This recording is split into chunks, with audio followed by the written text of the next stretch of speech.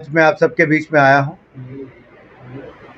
प्रधानमंत्री नरेंद्र मोदी जी के नेतृत्व में 11 साल की उपलब्धियां आप सबके सामने रखने के लिए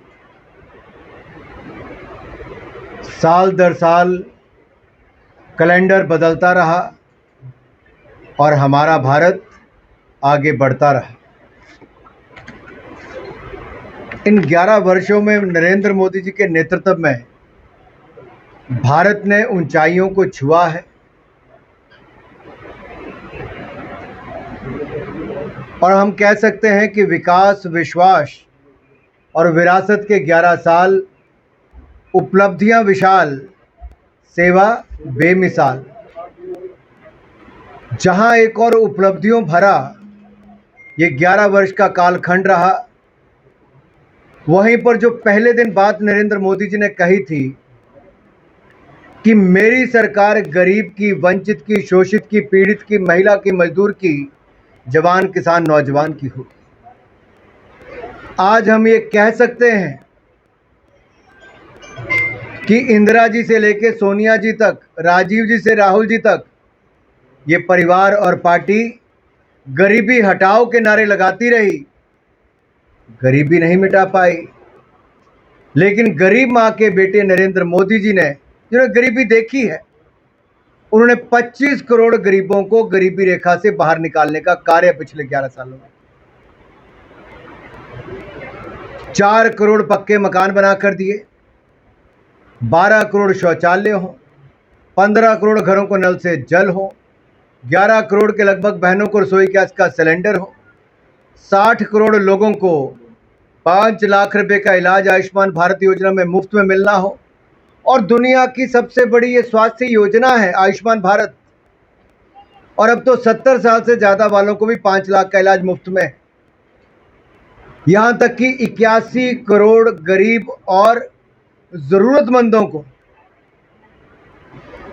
मुफ्त अनाज दे रही है, तो मोदी सरकार दे रही है। दुनिया का कोई देश नहीं कर पाया है। साथियों, 60 साल कांग्रेस की सरकार रही, 3 करोड़ घरों को नल से जल मिला। हमने 6 साल में 15 करोड़ घरों को नल से जल देने का कार्य किया है। आपने देखा होगा कोविड के टाइम पे उद्योगों पे बहुत बड़ी मुसीबत आई थी। हमने मॉरेटोरियम पीरियड भी दिया, emergency credit line guarantee scheme भी लेकर आए, 4 लाख करोड़ उसके माध्यम से दिया। लेकिन साथ ही साथ स्वनिधि योजना लेकर आए, स्ट्रीट वेंडर्स के लिए पैसा दिया। अब 68 लाख स्ट्रीट वेंडर्स को बैंकों से पैसा मिला है। अब ग्रामीण भारत के रेहड़ी पटरी वालों को भी ये सुविधा मिलने वाली है। मुद्रा योजना में करोड़ों लोगों को लगभग 37 लाख करोड़ रुपया बैंकों से ऋण मिला, बगैर कोई जमीन और घर गिरवी रखे, और ये नरेंद्र मोदी जी की गारंटी पे मिला है। इनमें भी 65% के लगभग महिलाएं हैं। और तो और, अगर आप, क्योंकि जिस इलाके में हूं, चंडीगढ़ के बिल्कुल साथ लगते 2 राज्य पंजाब और हरियाणा किसानी के लिए जाने जाते हैं, और मोदी सरकार ने पिछले 11 सालों में एमएसपी उसकी दुगने कर दिए दाम, और खरीद भी दुगने से ज़्यादा की। कांग्रेस के 10 सालों में 5.5 लाख करोड़ रुपए की फसल खरीद की गई थी। नरेंद्र मोदी जी के 10 साल में लगभग 18 लाख करोड़ रुपए की खरीद की गई, दाम भी दुगने हुए। दूसरा, हमारा जो एक्सपोर्ट है वो 4.9 बिलियन डॉलर से बढ़कर लगभग 9.03 बिलियन डॉलर हुआ है। और वहीं पर किसानों को प्रधानमंत्री फसल बीमा योजना के माध्यम से 1,75,000 करोड़ रुपए का मुआवजा भी मिला जिसकी फसल खराब हुई। और पीएम किसान सम्मान निधि के माध्यम से अब तक 3,70,000 करोड़ रुपया किसानों के खाते में डाल चुके हैं। 6,000 रुपया प्रतिवर्ष उनको मिलता है। और किसान क्रेडिट कार्ड के माध्यम से 7 करोड़ किसानों को लगभग 10 लाख करोड़ रुपए की सहायता हमने दी है। मेगा फूड पार्क भी 3 से बढ़कर अब 24 मेगा फूड पार्क हो गए। वैल्यू एडिशन का हमने लगातार काम किया है। दलहन और तिलहन, इसमें भी अगर आप देखेंगे तो इसमें खरीद जो है 7350% और 1500% से अधिक इसमें वृद्धि की गई है। और धान और गेहूं की एमएसपी भी लगातार बढ़ी है और धान 2369 पे और गेहूं 2425 रुपये प्रति क्विंटल पहुंच गया है। साथियों, यही नहीं, जहां एक और किसान तो दूसरी और नारी शक्ति के लिए सबसे बड़ी बात है उनको भागीदारी कहाँ मिली। आप रिपब्लिक डे की परेड भी देखेंगे तो नेतृत्व किसी ने किया तो भारत की नारी ने किया है। ऑपरेशन सिंदूर के बाद भी प्रेस कॉन्फ्रेंस करने हमारी आर्मी की महिलाएं जवान जो हैं उन्होंने किया और उन्होंने आकर जानकारी भी पूरी दी। मोदी जी ने नारी शक्ति बंधन बिल लाकर 33% आरक्षण महिलाओं को दिया है, जहां एक और उनके चूल्हे से लेके पानी से लेके शिक्षा से लेके स्वास्थ्य, बच्चा पैदा होने से पहले पैदा होने के बाद तक, बेटी के विवाह तक की योजनाएं लेकर आए। वहीं पर नारी शक्ति को भागीदारी पॉलिसी मेकिंग में, नीति निर्माण में, सत्ता में और यहाँ तक कि बड़े से बड़े कॉरपोरेट से लेके अगर आप देखेंगे आज देश की राष्ट्रपति भी टेररिज्म में विश्वास रखता है। भारत ट्रेड को बढ़ावा देता है, पाकिस्तान टेररिज्म को बढ़ावा देता है। भारत दुनिया में चौथी बड़ी अर्थव्यवस्था बन गया तो पाकिस्तान दुनिया भर में आतंकवाद बढ़ाने वाली व्यवस्था बन गया। ये दो अंतर हैं, लेकिन भारत ने एक न्यू नॉर्मल तय किया है। अगर आतंकवादी हमला करोगे तो युद्ध जैसा आपको प्रहार झेलना पड़ेगा।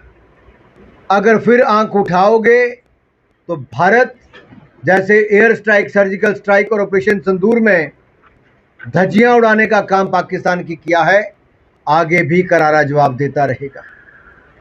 अनुच्छेद 370-35 से हमने हटाया, 1500 से ज़्यादा पुराने कानून हम लोगों ने ख़त्म किए। और यही नहीं, रक्षा क्षेत्र में तो आईएनएस विक्रांत जो पहला हमारा विमान वाहक युद्धपोत है वो भारत ने खुद बनाया है। बहुत बड़ी ताकत हमारी है। 2026 मार्च तक हम नक्सलवाद को ख़त्म करने वाले। आपने पीछे देखा होगा कि ऐसे सिमटते सिमटते मात्र 3 जिलों तक नक्सलवाद रह गया है। साथियों, जहां एक और नक्सलवाद, आतंकवाद से भारत को मुक्त करना है, वहीं दूसरी ओर हमारी विकास की रफ्तार थमे ना, उस दिशा में भी हम लगातार काम कर रहे हैं। आज अगर आप देखेंगे, जहां एक और भारत चौथी बड़ी अर्थव्यवस्था बना है और सबसे तेजी से बढ़ने वाली अर्थव्यवस्था भी भारत है, वहीं सन 2024-25 में वस्तुओं और सेवाओं में $825 बिलियन का रिकॉर्ड निर्यात यानी कि एक्सपोर्ट हमने किया है। और उत्पादन से जुड़ी हुई पीएलआई स्कीम्स में 1,61,000 करोड़ का निवेश आया है, 14 लाख करोड़ का उत्पादन हुआ है, 5.31 लाख करोड़ रुपया निर्यात और लगभग 12 लाख नौकरियां इससे पैदा हुई।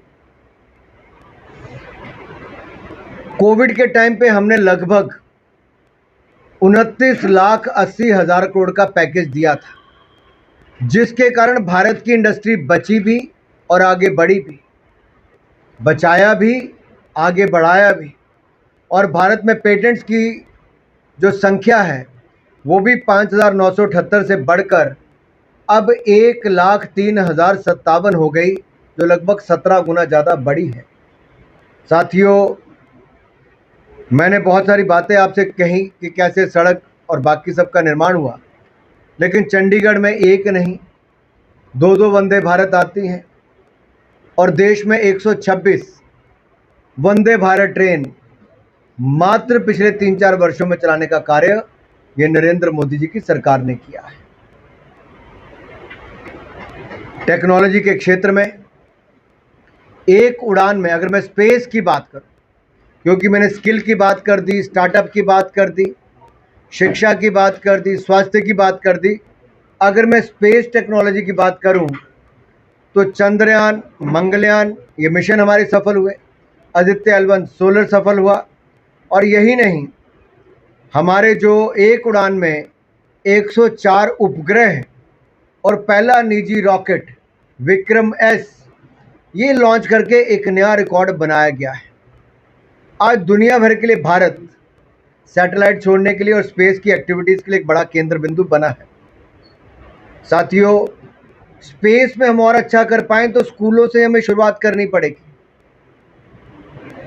और 10,000 अटल टिंकरिंग लैब अटल इनोवेशन मिशन के अंतर्गत हम देश भर में खोलने जा रहे हैं।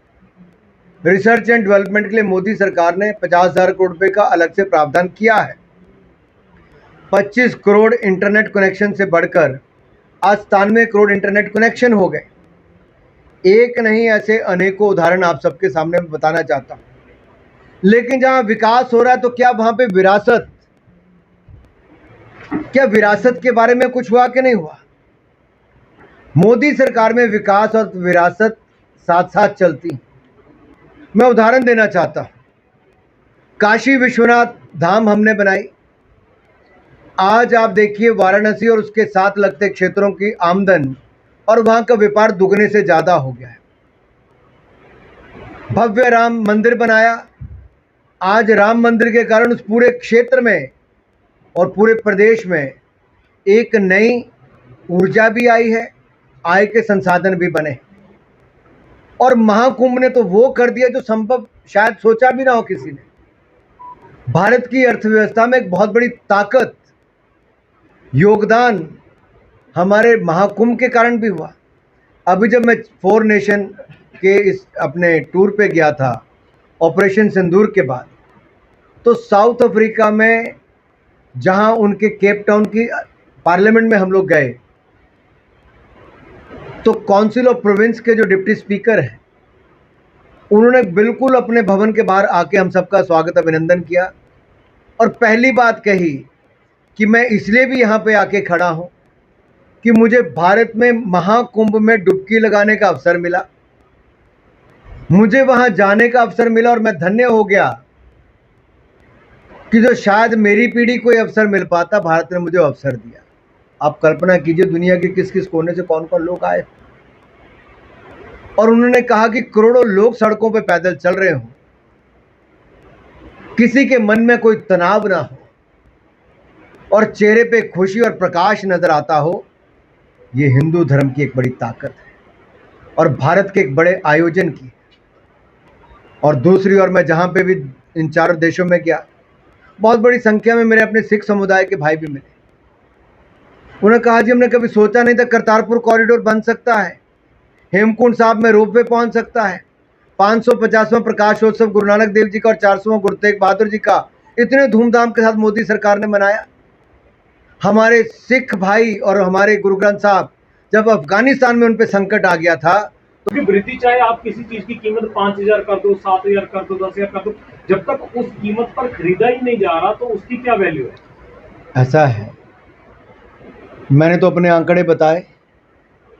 हमने फसल के दाम भी बढ़ा दिए, हमने खरीद की क्वांटिटी भी बढ़ा दी, हमने खरीद 3 गुना ज़्यादा यूपीए से ज़्यादा की। मैंने आंकड़े दे के आपके सामने बताया। लेकिन पंजाब में जो आम आदमी पार्टी की सरकार आई, उन्होंने कहा था अगर केंद्र नहीं भी खरीदेगा तो हम लोग खरीद लेंगे। खरीदा क्या? सवाल ये खड़ा होता है, खरीदा क्या? कहाँ है पंजाब की सरकार? आप तो 11 साल की बात करें या पंजाब की बात करें? मैं इसलिए कह रहा हूँ कि हमने तो खरीदा है, लेकिन जो लोग नहीं, हमारे साथ लगता इलाका हरियाणा है, हरियाणा ने अपने लिए भी फसल में अगर बदलाव करने का काम किया तो उसकी गारंटी भी दी। रिकॉर्ड फसल पंजाब के साथ लगता हरियाणा ने उठाई, पंजाब ने नहीं उठाई। क्यों नहीं उठाई भाई? मैं इसलिए उदाहरण दे रहा हूँ, कंपैरिजन करके दे रहा हूँ। हमने तो हिमाचल में एक खरीद केंद्र नहीं था, हम पंजाब में आके फसल बेचते थे। 12 खरीद केंद्र हिमाचल में खोले। अगर खरीदनी होती तो खरीद केंद्र क्यों खोलते? मोदी सरकार है जो कहती है वो करके दिखाती है।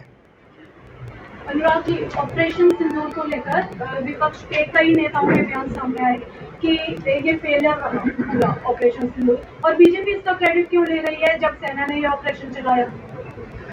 देखिए, पूरी दुनिया भर में आपको वीडियो देखने को मिले होंगे कि पाकिस्तान के कुछ नेता विदेश गए, उनके वीडियो आ रहे हैं कि हमारे कहाँ कहाँ क्या क्या तोड़ फोड़ हुई, कहाँ कहाँ बम धमाके हुए, बड़ी मुश्किल से जान बची।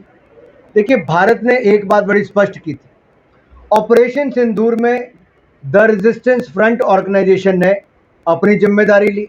24 घंटे के अंदर 2 बार लश्कर तैयबा का जो ये संगठन है द रेजिस्टेंस फ्रंट, इसने अपनी जिम्मेदारी ली। भारत ने पाकिस्तान को कहा, पाकिस्तान ने कोई कार्रवाई नहीं की। 14-15 दिन इंतजार करने के बाद भारत ने केवल आतंकवादी ठिकानों पर प्रहार किया और 9 आतंकवादी ठिकानों को बिल्कुल धमाके किए वहां पे, और हम कहते हैं हमने किए क्योंकि पाकिस्तान ने कोई कार्रवाई नहीं की। लेकिन बदले में जब पाकिस्तान की फौज ने हमारे यहाँ पर शेलिंग की, हमारे यहाँ पे मिसाइल फेंकी, तब भारत की सेना को मजबूर होके पाकिस्तान के आर्मी के जो ठिकाने हैं या उनके जो एयरबेस हैं उन पे डिफेंस इक्विपमेंट पे हमें प्रहार करना पड़ा अपने देश के नागरिकों की सुरक्षा के लिए। भारत ने न्यू नॉर्मल तय किया है कि अगर पाकिस्तान की ओर से कोई आतंकवादी कार्रवाई होगी तो उसको युद्ध जैसा करारा जवाब दिया जाएगा, और ये करारा जवाब हमने उनके सैन्य ठिकानों पे करके दिया है। दूसरा, अगर न्यूक्लियर पावर होने की आड़ के पीछे वो आतंकवादी संगठनों को संरक्षण देंगे तो भारत को मंजूर नहीं है। तीसरा, अगर कोई सरकार द्वारा प्रायोजित आतंकवाद होगा और दूसरा आतंकवादी संगठन होंगे, इनमें हमें कोई भेदभाव नहीं, हमारे लिए दोनों ही आतंकवादी हैं, आतंकवाद को बढ़ावा देने वाले हैं, उनके खिलाफ कार्रवाई की जाएगी। और चौथा, पाकिस्तान में दफनाने के समय भी आतंकवादियों को, वहाँ पे आतंकवादी भी थे, वहाँ उनके फौज के बड़े अधिकारी थे, वहाँ पे उनके पुलिस के बड़े अधिकारी थे, वहाँ पे नेता भी थे। और पांचवा, वहीं पे पाकिस्तान के आतंकवादियों को, शरीरों को पाकिस्तान के झंडे में लपेट का है। ये दुनिया में कहीं नहीं होता है। इतनी बेशर्मी के साथ आतंकवादियों के साथ खड़ा होने का काम केवल पाकिस्तान ने किया, और यूनाइटेड नेशन के जो प्रेस नोट था उसमें भी रेजिस्टेंस फ्रंट का नाम कटवाने का काम पाक और चाइना ने मिलकर किया है। राज का सवाल था, बीजेपी क्रेडिट क्यों ले रही है ऑपरेशन सिंदूर? देश में सरकार किसकी है? किसकी सरकार है भाई? एनडीए की सरकार है, नरेंद्र मोदी जी की सरकार है। ये 26/11 के हमले के बाद हम दुनिया भर में ढिंढोरा पीटते जाएं कि हमारे ऊपर प्रहार किया, कदम उठाओ। हाँ, ये 26/11 वाली सरकार नहीं है, ये नए भारत की नई सरकार है। ये आतंकवाद को करारा जवाब देना जानती है और उसी शब्दों में जवाब दिया गया है। हमने अपनी सेना को पहले भी कहा था कि एयर स्ट्राइक करो, की, कहा था सर्जिकल स्ट्राइक करो, की, कहा था ऑपरेशन सिंदूर करो, किया। हम अपनी सेना के पीछे खड़े हैं। अगर डोकलाम में अतिक्रमण करने का प्रयास चाइना ने उस समय किया था, हम अपनी सेना के साथ खड़े थे और मुंह तोड़ जवाब भी सेना ने दिया। मोदी जी बॉर्डर पर उस समय भी गए थे, रक्षा मंत्री भी गए थे। हम राहुल जी की तरह बंद कमरे में चीन के अधिकारियों के साथ गुफ्तगू नहीं करते हैं जी। जब डोकलाम की घटना के समय हुआ था, आपने कहा कि 81 करोड़ परिवारों को आकर जानकारी भी पूरी थी। मोदी जी ने नारी शक्ति बंधन बिल लाकर 33% आरक्षण महिलाओं को दिया, जहां एक और उनके चूल्हे से लेके, पानी से लेके, शिक्षा से लेके, स्वास्थ्य, बच्चा पैदा होने से पहले, पैदा होने के बाद तक, बेटी के विवाह तक की योजनाएं लेकर आए। वहीं पर नारी शक्ति को भागीदारी पॉलिसी मेकिंग में, नीति निर्माण में, सत्ता में, और यहाँ तक कि बड़े से बड़े कॉरपोरेट से लेके, अगर आप देखेंगे आज देश की राष्ट्रपति भी ट्राइबल क्षेत्र से आने वाली महिला है। ये बहुत बड़ी बात है, भारत के लोकतंत्र की बात कहती है। और भारत की महिलाओं को पहली बार एनडीए में प्रवेश भी मिला, और आज भारत की नारी तीनों सेनाओं में, तीनों सर्विसेज में अपना बहुत बड़ा योगदान दे रहे हैं। पीएम मातृ वंदना योजना के अंतर्गत लगभग 3,90,00,000 गर्भवती महिलाओं को 18,593 करोड़ रुपए की मदद अब तक मोदी सरकार ने की है। 18,593 करोड़ रुपया। और यही नहीं, हमने जो वायदा किया था कि ट्रिपल तलाक के कानून से निजात दिलाएंगे मुस्लिम बहनों को, दुनिया के बड़े बड़े मुस्लिम देशों ने भी उससे मुक्ति पा ली थी, हमने उससे मुक्ति दिला दी है। और कोविड लॉकडाउन के दौरान 20 करोड़ से ज़्यादा महिलाओं को 1500 रुपया उनके खाते में डालकर मदद करने का कार्य भी ये मोदी सरकार ने किया था। जहां महिला को किया, वहीं मध्य वर्ग के साथ भी नरेंद्र मोदी जी की सरकार खड़ी हुई। आज 12 लाख रुपए की आय तक आपको कोई टैक्स नहीं देना पड़ता, शून्य टैक्स कर दिया, शून्य। और ये शून्य टैक्स के कारण आज उनकी बचत भी होती है। आज यूपीआई की ट्रांजैक्शंस के कारण बहुत बड़ा लाभ मिला है व्यापार में लेन देन के लिए। आज दुनिया भर में डिजिटल पेमेंट्स को देखा जाए तो 46% दुनिया की डिजिटल पेमेंट्स केवल भारत में होती है। सब्जी वाला, चाय वाला, रेडी वाला, फड़ी वाले से लेकर बड़े बड़े व्यापारी तक सब आज पेमेंट्स डिजिटल कर रहे हैं। प्रधानमंत्री सूर्य घर योजना के माध्यम से 300 यूनिट बिजली के मुफ्त में मिलेंगे। सोलर पावर प्लांट लगाने की सब्सिडी आपको मिल रही है। और अब तक 1 करोड़ से ज़्यादा लोगों ने इसमें आवेदन करके उसका लाभ भी उठाने का काम किया है। सौभाग्य योजना से 100% घरों में बिजली के कनेक्शन दिए गए हैं। मुद्रा योजना के अंतर्गत, जैसा मैंने पहले कहा, 32 लाख करोड़ रुपया अब तक दे चुके हैं, जो 52 करोड़ खाता धारकों को मिला है, 52 करोड़ ऋण मिले हैं। अब आप देखिए, reform, perform and transform. Reforms हम कैसे लाए? कंप्लायंस बर्डन हमने कम किया, ईज ऑफ डूइंग बिजनेस हमने उसमें सुधार किया है। जब हम सत्ता में आए 2014 में तो 63,000 कंप्लायंसेस होती थी देश भर में, अलग अलग राज्यों की मिलाकर। आज उसको कम करके हमने मात्र 24,000 कर दिया है। अब उसको और नीचे लाने का काम करने वाले हैं। यही नहीं, ईज ऑफ डूइंग बिजनेस से यहाँ पे निवेश ज़्यादा है, एफडीआई ज़्यादा आई है।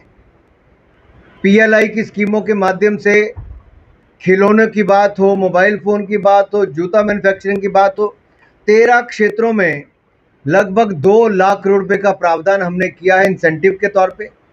ये मोबाइल फ़ोन जिससे आप लोग वीडियो रिकॉर्ड कर रहे हैं, ये मोबाइल फ़ोन आज से 6 साल पहले दुनिया के अलग अलग देशों से आता था। भारत में ज़्यादातर मोबाइल फ़ोन इंपोर्ट होते थे। आज भारत मोबाइल फ़ोन एक्सपोर्ट कर रहा है लाखों करोड़ रुपए के। ये आत्मनिर्भर भारत की पहचान है। खिलौने हमारे पास दुनिया भर से आते थे, आज 3 गुना ज़्यादा हमने खिलौनों का एक्सपोर्ट कर दिया है। ये आत्मनिर्भर भारत की पहचान है। हमारे यहाँ पर दुनिया भर से हथियार आयात किए जाते थे, आज भारत ने हथियार निर्माण करने की जो बीड़ा उठाया है, 1 लाख करोड़ रुपए से ज़्यादा डिफेंस प्रोडक्शन हमने की। 26,000 करोड़ से ज़्यादा का हमने पिछले साल एक्सपोर्ट किया है। आत्मनिर्भर भारत हम डिफेंस प्रोडक्शन में भी करने जा रहे हैं। यही नहीं, ये जो अमृत काल हमने कहा, जो शुरुआत है, इसमें जो आत्मनिर्भर का एक सपना लेकर हम चले हैं, इसको संकल्प से सिद्धि तक ले जाने का काम कर रहे हैं। एक के बाद दूसरे सेक्टर में आप देखिए, सोलर पावर में देखिए, हमने 500 गीगावाट बनाने का एक लक्ष्य रखा था। जब नरेंद्र मोदी जी ने इंटरनेशनल सोलर अलायंस करवाया, उस समय दुनिया के बड़े बड़े देश भाग गए, लेकिन भारत के प्रधानमंत्री ने उस समय नेतृत्व देने का काम किया। और भारत ने जो लक्ष्य रखे थे, जो 2025-26 में करना था, हमने 2022-23 में पूरा कर लिया। जो 2030 का लक्ष्य है, वो हम 2027 में पूरा कर लेंगे। भारत जो लक्ष्य तय कर रहा है, उसको पूरा भी कर रहा है। और साथियों, जब मैं रिफॉर्म, परफॉर्म, ट्रांसफॉर्म की बात करता हूँ, तो ट्रांसफॉर्मेशन ये सबसे बड़ी नज़र आती है कि 11 साल में 11वें नंबर की अर्थव्यवस्था से भारत को दुनिया की 4थी बड़ी अर्थव्यवस्था बना दिया है। जहां भारत दुनिया की सबसे तेजी से बढ़ने वाली बड़ी अर्थव्यवस्थाओं में से एक। दुनिया भर की ऑर्गेनाइजेशन ने कहा India is the bright spot in the world economy, और ये अपने आप में दिखाता है कि पिछले 2 साल से तो लगातार चल रहा है, अगले कई सालों तक भारत की ये दौड़ रहेगी। कोई ऐसा क्षेत्र नहीं जहां पे भारत पीछे रहा। आदित्य L1 सोलर की बात करें, मंगलयान से लेकर चंद्रयान मिशन की बात करें, हर तरफ भारत की उपलब्धियों की गूंज या डंका बज रहा है। भारत की उपलब्धियां एक नहीं अनेक हैं। और मैं एक बात और कहूं, शिक्षा इसमें बहुत महत्वपूर्ण रोल अदा करता है। आप देखिए भारत में लगभग 50,000 सीट, और ये अपने आप में दिखाता है कि पिछले 2 साल से तो लगातार चल रहा है, अगले कई सालों तक भारत की ये दौड़ रहेगी। कोई ऐसा क्षेत्र नहीं जहां पे भारत पीछे रहा। आदित्य L1 सोलर की बात करें, मंगलयान से लेकर चंद्रयान मिशन की बात करें, हर तरफ भारत की उपलब्धियों की गूंज या डंका बज रहा है। भारत की उपलब्धियां एक नहीं अनेक हैं। और मैं एक बात और कहूं, शिक्षा इसमें बहुत महत्वपूर्ण रोल अदा करता है। आप देखिए भारत में लगभग 50,000 सीटें MBBS की थी, आज वो बढ़कर 1,90,000 के लगभग हो गई, 1,09,000 के लगभग हो गई हैं। और यही नहीं, जो हमारी पोस्ट ग्रेजुएशन की सीटें थी वो 31,000 से बढ़कर लगभग 63,000 हो गई। भारत में 350 से कम मेडिकल कॉलेजेस थे, आज 750 से ज़्यादा मेडिकल कॉलेजेस भारत में हो गए। हमारे यहाँ पे 7 एम्स से 23 एम्स हो गए, 9 IIIT थे 25 IIIT हो गए, 13 IIT थे आज 21 हो गए, 12 IIM थे आज 20 IIM हो गए। हमारे यहाँ यूनिवर्सिटीज़ 740 थी, आज वो 1174 यूनिवर्सिटीज़ हो गई। हमारे यहाँ मेट्रो मात्र 5 शहरों में थी, आज 23 शहरों में हो गए। हमारे यहाँ पे 74 एयरपोर्ट थे, आज 160 एयरपोर्ट हो गए। 92,000 किलोमीटर नेशनल हाईवे थे, आज 1,55,000 किलोमीटर हो गए। 3,46,000 किलोमीटर हमारे पे यहाँ पे ग्रामीण सड़कें थी, आज वो बढ़कर 7,43,000 किलोमीटर से ज़्यादा सड़कें हो गई। यानी कि जो 60 साल में कांग्रेस नहीं कर पाई, उससे ज़्यादा 10-11 साल में नरेंद्र मोदी की सरकार ने किया। ये उपलब्धियां हैं। और जहां तक मैं शिक्षा की बात कर रहा था, न्यू एजुकेशन पॉलिसी 34 वर्ष के बाद हमारी सरकार लेकर आई। स्किल मंत्रालय खोलकर स्किल डेवलपमेंट, दुनिया की सबसे बड़ी स्किल्ड मैन पावर हम लोग खड़ी करने की बात करते हैं। PM श्री योजना में 14,500 स्कूलों को आधुनिकीकरण करने का कार्य हमने किया है। स्टार्टअप्स में भारत का नामो निशान कहीं नहीं था, आज दुनिया का 3rd largest startup ecosystem Bharat बना है। 117 से ज़्यादा यूनिकॉर्न हैं, 1.5 लाख से ज़्यादा हमारे स्टार्टअप्स हैं। ये एक नहीं अनेक हमारे उदाहरण हैं। 2036 में समर ओलंपिक्स का आयोजन करने के लिए कमर भारत ने कस ली है।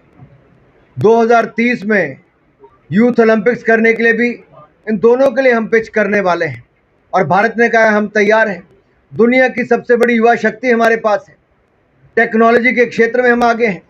आधारभूत ढांचे पे रिकॉर्ड इन्वेस्टमेंट हम लोग कर रहे हैं, और इस समय सबसे उपयुक्त देश कोई हो सकता है जहां यंग पॉपुलेशन भी हो, खेलों का विस्तार हो रहा हो, तो ओलंपिक्स के आयोजन के लिए 2036 के लिए भारत सबसे उचित स्थान होने वाला है।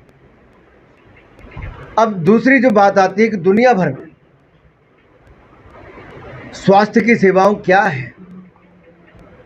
आपने देखा कोविड के टाइम पे दुनिया के बड़े से बड़े विकसित देश भी उनकी सांस उखड़ने लगी थी,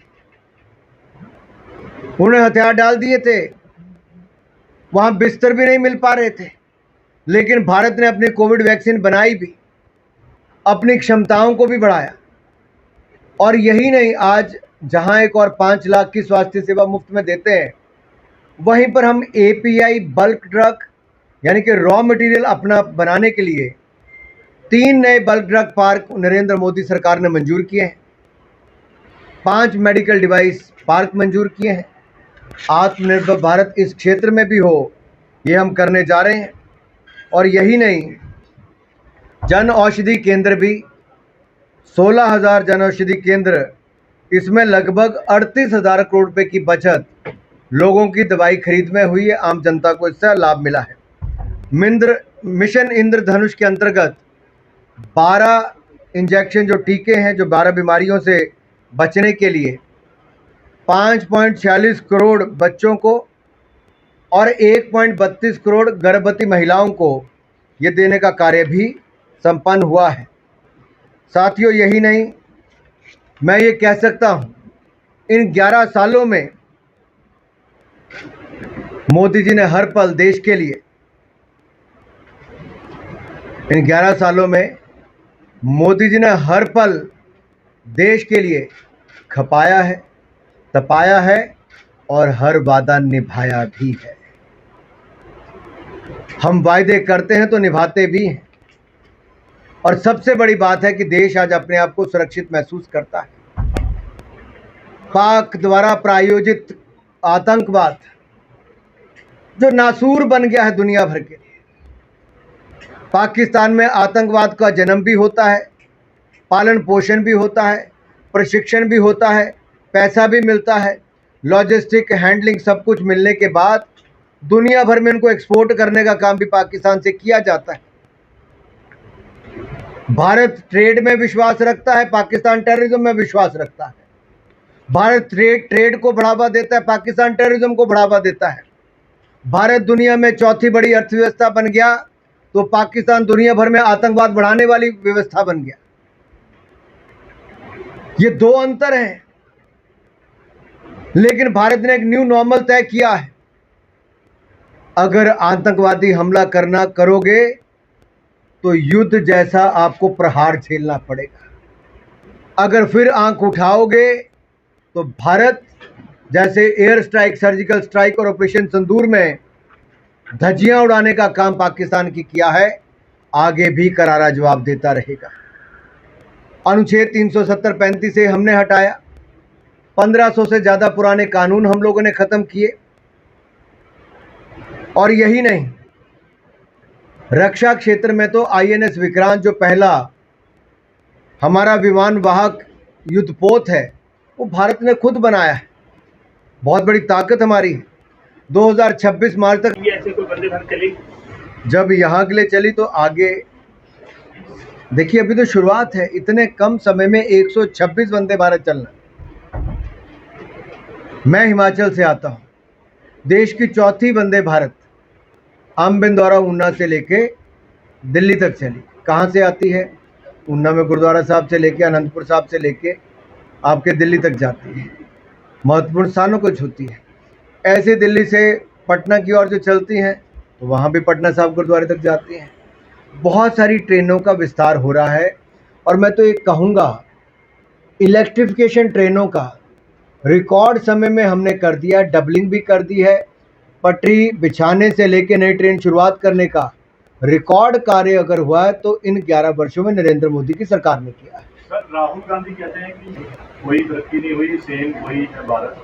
आप क्या कहेंगे? और ये कह रहे हैं वो कह रहे हैं कि अडानी जी पर बार-बार नाम लेते हैं कि वो बहुत हो, और कह रहे हैं कि 2047 जो है आप सेव कर रहे हो, उसमें कुछ नहीं होगा भारत। श्रीमान राहुल गांधी जी से मैं इतना ही कहूँगा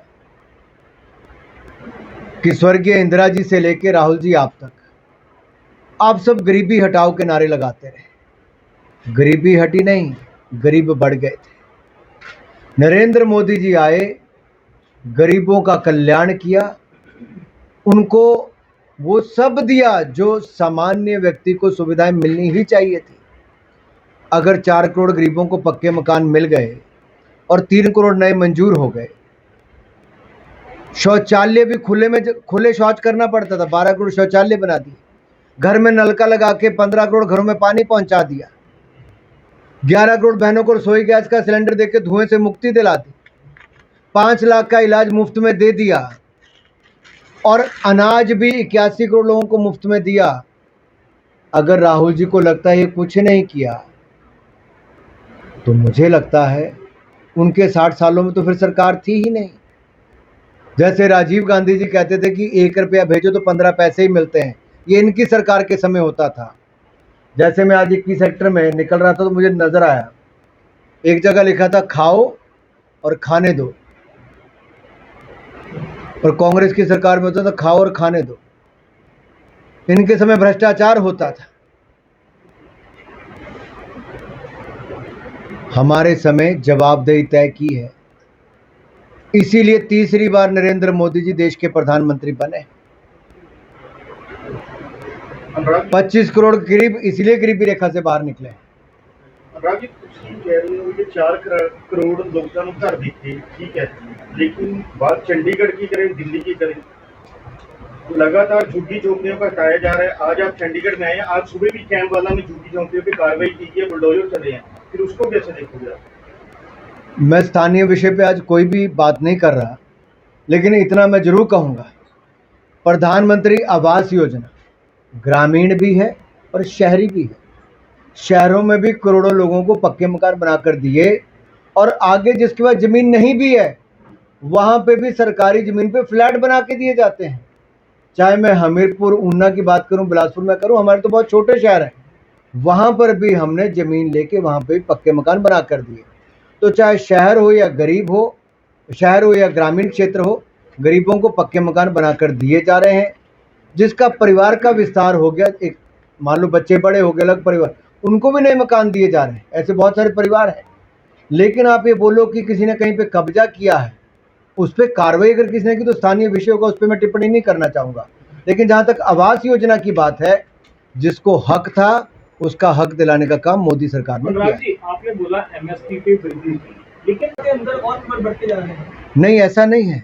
जो पिछला आपका सर्वेक्षण है, जैसे अभी आपका नया सेंसस शुरू होगा, पिछले सेंसस के अनुसार जिसको था और जिसको कोविड के टाइम पे हमने जोड़ा, हमने उसको कंटिन्यू किया है। अनुराग जी, आपने कहा कि सरकार, आपने ऑपरेशन सिंदूर की बात नहीं, क्रेडिट की कि सरकार किसकी है, तो लोग क्रेडिट बीजेपी ले रही है, आप कहीं ना कहीं ये कह रहे हो। तो जब मैं ये कह रहा हूँ कि निर्णय किसने लिया, सरकार पीछे खड़ी होगी तभी निर्णय होता है भाई। सर, मेरा सवाल इससे ये है, अगर पहलगाम हमला होता है और उसमें इंटेलिजेंस फेलियर होता तो उसकी जिम्मेवारी फिर कौन लेगा? बिल्कुल, जिसकी जिम्मेदारी उसको जिम्मेदारी भी लेनी चाहिए। उसमें सरकार की कोई जिम्मेदारी? मैं यही कह रहा हूँ, जिम्मेदारी हो या उसका श्रेय लेने की बात हो, जिसके जिम्मे उसके ही जिम्मे है, उससे कोई भटकने हटने की बात नहीं है। अनुराग जी, आम आदमी पार्टी ने पिछले दिनों प्रेस कॉन्फ्रेंस किया ਸੀ ਕਿ ਤੁਸੀਂ ਅਗਰ ਜਾਣਕਾਰੀ ਦੇਤੀ ਸੀ ਪਾਕਿਸਤਾਨ ਨੂੰ ਆਪਰੇਸ਼ਨ ਸੰਦੂਕ ਤੋਂ ਪਹਿਲਾਂ ਕਿ ਅਸੀਂ ਇਸ ਤਰ੍ਹਾਂ ਦਾ ਪਲਾਨ ਕਰ ਰਹੇ ਹਾਂ, ਤਾਂ ਫਿਰ ਕੀ ਉਹਨਾਂ ਨੇ ਅੱਤਵਾਦੀ ਟਿਕਾਣਿਆਂ ਤੇ ਅੱਤਵਾਦੀਆਂ ਨੂੰ ਇਨਫੋਰਮ नहीं ਕੀਤਾ ਹੋਊਗਾ कि ਉਹ जगह ਛੱਡ दें? मुझे लगता है कुछ लोग ऐसे हैं जिनको पाकिस्तान का एजेंडा तय करना होता है। कांग्रेस, आम आदमी पार्टी के कई नेता ऐसे पहले बयान देते रहे, एयर स्ट्राइक हो, सर्जिकल स्ट्राइक हो या ऑपरेशन सिंदूर की बात हो। कहा यह गया था कि जब भारत ने 9 आतंकवादी ठिकानों पे प्रहार किया, अटैक किया, तो उसके करने के साथ ही हमने पाकिस्तान को बता दिया हमने आतंकवादी ठिकानों पे कार्रवाई की है। और इसीलिए बताया था कि हमने किसी सिविलियन इलाके को, जहां नागरिक रहते ना उसको, ना किसी आर्मी के इलाके को हमने टारगेट किया है। हमने केवल 9 जो आतंकवादी ठिकाने हमने उस पर ही प्रहार किया था, ये बताया है। और अगर उस पर भी देश के कुछ राजनीतिक दल अपनी राजनीतिक रोटियां सेकना चाहते हो और पाकिस्तान का एजेंडा यहाँ पर सेट करना चाहते हो, और पाकिस्तान फिर वही बात को, उतनी क्लिप को काट के दुनिया भर में दिखाए, ये पहले भी ये लोग करते रहे, अब भी यही लोग ये कर रहे हैं। अनुराग जी, लुधियाना जा रहे हो आज, की तैयारियां ने लुधियाना तो लेके की स्टेट? लुधियाना बाई इलेक्शन शानदार तैयारी है अनुराग जी, अगर 11 साल की बीजेपी पंजाब में, और मौका है उसके पास, जनता के पास बाई इलेक्शन में पंजाब में सर बीजेपी मौका है जवाब देने का, मौका है जवाब देने का कि जो पंजाब सरकार ने सत्ता में आने से पहले बड़े बड़े वायदे किए थे उस पर बिल्कुल फेल हो गई है। नशा मुक्त पंजाब करना था, अब पंजाब में नशे में कौन रहता मुझे बताने की जरूरत तो है नहीं। अनुराग जी, किस किस तरह का नशा बिकता है ये अपने आप में एक चिंता का विषय है। राम आदमी पार्टी का और युद्ध वो भी सुना तो करो। और यही नहीं, पंजाब में जो एक नई चुनौती है, पंजाबी बोलना है, पंजाब का सवाल किया कहते पंजाबी जो उत्तर देना, मैं तो यही कहने वाला है कि इन्होंने कहा सी कि ਅਸੀਂ ਆਵਾਂਗੇ, ਯਾਨੀ ਕਿ ਆਮ ਆਦਮੀ ਪਾਰਟੀ ਆਏਗੀ ਤਾਂ ਪੰਜਾਬ ਨੂੰ ਨਸ਼ਾ ਮੁਕਤ ਕਰੇਗੀ। ਨਸ਼ਾ ਮੁਕਤ ਦਾ ਪਤਾ ਨਹੀਂ, ਪਰ ਨਸ਼ਾ ਯੁਕਤ ਜ਼ਰੂਰ ਕਰਤਾ।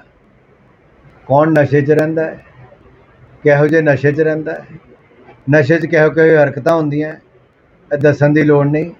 ਹੁਣ ਤਾਂ ਹਰ ਪੰਜਾਬੀ ਦੀ ਜ਼ੁਬਾਨ ਤੇ ਪਤਾ ਹੈ। ਦੂਜਾ, ਇਹਨਾਂ ਨੇ ਕਿਹਾ ਸੀ ਕਿ ਅਸੀਂ ਪੰਜਾਬ ਦਾ ਵਿਕਾਸ ਕਰਾਂਗੇ, ਵਿਕਾਸ ਠੱਪ ਹੋ ਗਿਆ, ਪੰਜਾਬ ਕਰਜ਼ੇ 'ਚ ਡੁੱਬ ਗਿਆ। ਅੱਜ ਡੀਏ ਦੀ ਕਿਸ਼ਤਾਂ ਹੋ ਜਾਂ ਫਿਰ ਸਰਕਾਰੀ ਕਰਮਚਾਰੀ ਹੁਣ ਸੜਕਾਂ ਤੇ ਆਉਂਦੇ ਨੇ। ਇਹ ਹੀ ਨਹੀਂ, ਅੱਜ ਪੰਜਾਬ ਦਾ ਬਾਈ ਇਲੈਕਸ਼ਨ ਵੀ ਇੱਕ ਮੌਕਾ, ਇੱਕ ਕੋਸ਼ਿਸ਼ ਕੀਤੀ ਜਾ ਰਹੀ ਹੈ ਕਿ ਜਿਹਨੂੰ ਦਿੱਲੀ ਨੇ ਨਕਾਰਿਆ ਹੈ ਉਹ ਪੰਜਾਬੀਆਂ ਦੇ ਸਿਰੇ ਪਾ ਕੇ ਉਹਨੂੰ ਉੱਥੇ ਰਾਜ ਸਭਾ 'ਚ ਭੇਜਣ ਦੀ ਕੋਸ਼ਿਸ਼ ਕੀਤੀ ਜਾ ਰਹੀ ਹੈ। ਪੰਜਾਬ ਵਾਲਿਆਂ ਨੂੰ ਇੱਕ ਚੀਜ਼ ਦਾ ਧਿਆਨ ਰੱਖਣਾ ਚਾਹੀਦਾ ਹੈ, ਵਿਸ਼ੇਸ਼ ਤੌਰ ਤੇ ਲੁਧਿਆਣਾ ਵਾਲਿਆਂ ਨੂੰ। ਜੇ ਕਿਤੇ ਗਲਤੀ ਨਾਲ ਆਮ ਆਦਮੀ ਪਾਰਟੀ ਜਿੱਤ ਗਈ ਤਾਂ ਜਿਹੜਾ ਭ੍ਰਸ਼ਟਾਚਾਰ ਕਰਕੇ ਆਮ ਆਦਮੀ ਪਾਰਟੀ ਦਾ ਨੇਤਾ ਦਿੱਲੀ ਵਾਲੇ ਨੇ ਬਾਹਰ ਕੱਢਤਾ, ਉਹ ਪੰਜਾਬ 'ਚ ਕਿਸੇ ਲੋਕਲ ਪੰਜਾਬੀ ਨੂੰ ਰਾਜ ਸਭਾ ਦਾ ਐਮਪੀ ਨਹੀਂ ਬਣਨ ਦੇਗਾ। ਉਹ ਆਪੇ ਉੱਥੋਂ ਰਾਜ ਸਭਾ ਦਾ ਐਮਪੀ ਬਣਨਾ ਚਾਹੁੰਦਾ, ਕਿਉਂਕਿ ਰਾਜ ਸਭਾ ਦੇ ਐਮਪੀ ਨੂੰ ਚੁਣਾਵ ਲੜਾਉਣ ਦਾ ਕੰਮ ਕੀਤਾ ਜਾ ਰਿਹਾ ਹੈ। ਹੁਣ ਪੰਜਾਬੀਆਂ ਨੂੰ ਇਹ ਤੈਅ ਕਰਨਾ ਹੈ ਕਿ ਆਪਣੇ ਪੰਜਾਬ ਦਾ ਕੋਈ ਬੰਦਾ ਰਾਜ ਸਭਾ ਦਾ ਐਮਪੀ ਜਾਏ ਕਿ ਦਿੱਲੀੋਂ ਆ ਕੇ ਕੋਈ ਜਾਏ। ਦੂਜੀ ਗੱਲ ਕਿ ਆਮ ਆਦਮੀ ਪਾਰਟੀ ਪਹਿਲੇ ਲਿਖਿਤ ਰੂਪ 'ਚ ਦੇਗੀ ਕਿ ਕੋਈ ਪੰਜਾਬੀ ਹੀ, ਪੰਜਾਬ ਦਾ ਰਹਿਣ ਵਾਲਾ ਹੀ ਜੋ ਸੀਟ ਖਾਲੀ ਹੁੰਦੀ ਹੈ ਤਾਂ ਉਹ ਤੋਂ ਰਾਜ ਸਭਾ ਦਾ एमपी बन के जाएगा। धन्यवाद, थैंक यू। लोग आए और उन्होंने कहा कि करोड़ों लोग सड़कों पे पैदल चल रहे हों, किसी के मन में कोई तनाव ना हो और चेहरे पे खुशी और प्रकाश नजर आता हो। ये हिंदू धर्म की एक बड़ी ताकत है और भारत के एक बड़े आयोजन की। और दूसरी ओर मैं जहाँ पे भी इन चारों देशों में गया, बहुत बड़ी संख्या में मेरे अपने सिख समुदाय के भाई भी मिले। उन्होंने कहा जी हमने कभी सोचा नहीं था करतारपुर कॉरिडोर बन सकता है, हेमकुंड साहब में रोपवे पहुंच सकता है, 550वां प्रकाशोत्सव गुरु नानक देव जी का और 400वां गुरु तेग बहादुर जी का इतने धूमधाम के साथ मोदी सरकार ने मनाया।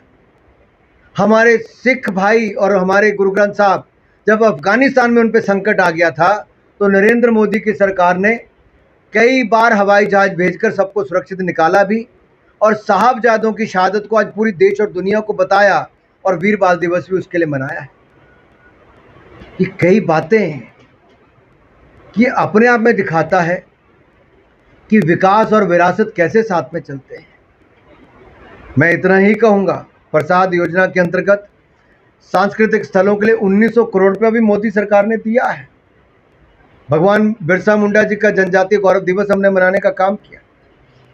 11 साल में 462 जो कलाकृतियाँ जो हमारी चोरी हो गई थी, पहले जो चोरी हुई थी 11 साल में हम लोग उनको वापस लाए, जबकि उससे पहले यानी कि सिर्फ 13 ही कलाकृतियाँ वापस आई थी 2014 से पहले, और मोदी जी ने 11 साल में 642 कलाकृतियाँ वापस लाने का काम किया। मैं इसको बहुत कुछ कह सकता हूँ लेकिन ज़्यादा नहीं कहूँगा, क्योंकि नहीं तो आपके सवाल रह जाएंगे।